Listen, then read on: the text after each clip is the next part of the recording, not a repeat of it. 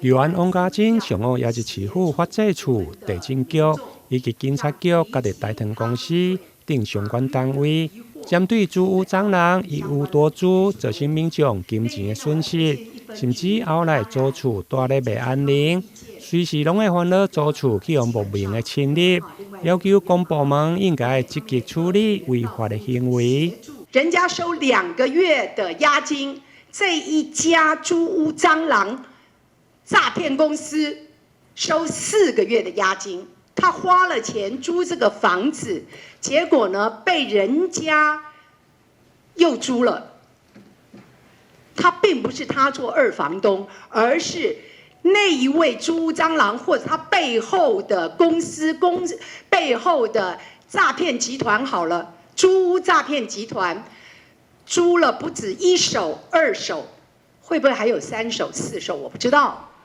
就是欺負人。針對巴克勒和睦區爆發儕件消費爭議，市府法制處消保官日前嘛會同主體責任的主管機關地政局前往來查核。雖然土地根本是屬於大騰公司，不過甲個消費者簽約的出租人，甲個大騰簽約的是無共公司，因此提醒消費者莫閣再承租。如果民眾有租厝的困擾，想要尋求協助，市府法制處嘛全力來幫忙。有關於這個部分，除了呼籲目前消費者不要再去跟業者受騙，然後不要受業者的一個話術影響，然後對於如果說已經入住的這些承租戶，因為就消保這個部分，我們還是要透過這個消費者來跟我們提出申請。那相關的一些例如說業者違反一些法規的部分呢，我們會跟地政局這邊積極的再進行查處。因為該案目前大騰公司甲個招商的單位還佫佇咧訴訟當中，不過大騰嘛片面來阻止租約，並且向法院來申請假處分。強制執行來打封條。我們假處分，法院貼了公告以後，陸續有出租，我們只能檢具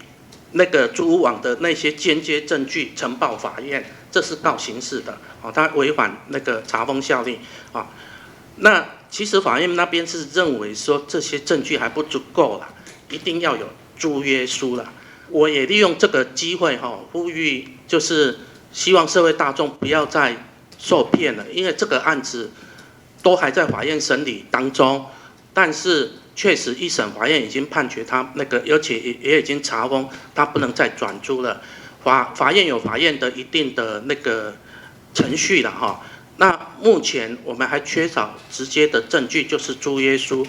如果有可以的話，希望他們把受害者可以把租約書給我們，我們會呈報給法院啦哈。因為目前專案還佫佇咧訴訟當中，大騰必須要等待整個案件定讞以後，才採取針對當年簽約方的具體動作，收回巴克勒和睦區的主體。大騰佇咧這件案件當中嘛算是受災戶，佇咧法院最後判決進前，呼籲民眾先莫承租。台南新聞林英根採訪報道。